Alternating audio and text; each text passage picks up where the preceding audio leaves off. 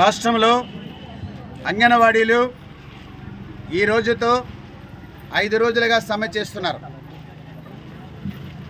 ఈ రాష్ట్ర ప్రభుత్వం నాడు జగన్మోహన్ రెడ్డి తమ ప్రభుత్వం అధికారంలోకి వస్తే అంగన్వాడీలందరికీ కూడా తెలంగాణ కంటే అదనంగా వేతనాలు చెల్లిస్తామని చెప్పారు. ఇప్పుడు ఈ అంగన్వాడీలు సమ్మె ద్వారా అడుగుతున్నది ఏమంటే 4.5 సంవత్సరాలు గడిచినప్పటికీ కూడా మరి తెలంగాణ కంటే అదనంగా చెల్లిస్తారన్నటువంటి మాట ఏమైంది అని అడుగుతున్నారు. మేనిఫెస్టో మాట ఏమైంది అని అడుగుతున్నారు. 4.5 ఏళ్లగా ఎందుకు చేయలేదు అని అడుగుతున్నారు. ఇవాళ దీనికి ఇప్పుడు జగన్మోహన్ రెడ్డి ప్రభుత్వం జమానా సమాధానం చెప్పాల్సినటువంటి అవసరం ఉందని చెప్తా ఉన్నాం.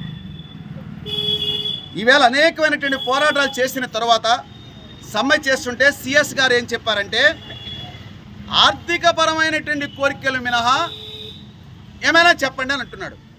ఇప్పుడు ఆయన కాదు చెప్పాల్సిన సమాధానం. ఇప్పుడు ముఖ్యమంత్రిని అడుగుతున్నారు వీళ్ళందరూ కూడా.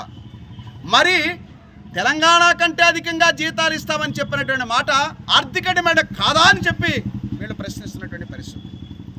ఉషశ్రీ శరణ్ జేఏసీ నాయకత్వంతో మీటింగ్ పెట్టి ఏం చెప్పిందంటే అంగన్వాడీలు సమ్మెలోకి పోతే సమ్మెలో ఉన్న వాళ్ళందరినీ కూడా ఉద్యోగం నుంచి పీకేమని చెప్పి మా జగన్మోహన్ రెడ్డి ఆదేశించాడు, మీకు చెప్తున్నానని చెప్పింది.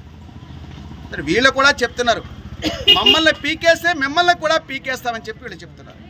ఇది పరిస్థితి. అందువల్ల ఈ రకమైనటువంటి అలాగే వీరు అంగన్వాడీ కేంద్రాలని ఆల్టర్నేటివ్గా మాస్టర్లు పంపించో, సచివాలయ కార్యాలయం పంపించో, వాలంటీర్లు పంపించో తాళాల బద్దలు పెట్టి ఓపెన్ చేస్తున్నారు.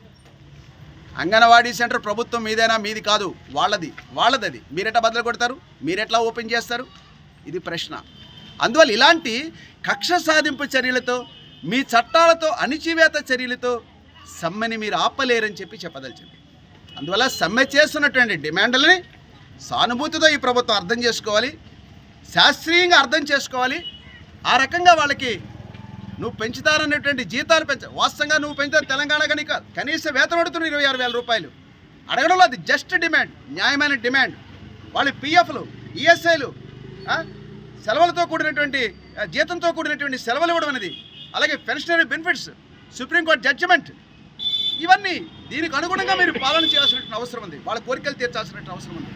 అందువల్ల ఈ డిమాండ్లన్నీ కూడా మీ యొక్క ఆర్థిక శాఖ మంత్రి నిన్న జరిగిన చర్చలు జరిగినాయి, ఫెయిల్ అయ్యాయని చెప్పి నాయకులు బయటకు వచ్చారు. అవును, మరి మీరు ఏ సమస్య పరిష్కరించకపోతే చర్చలు ఫెయిల్ కాకపోతే ఏమవుతాయి?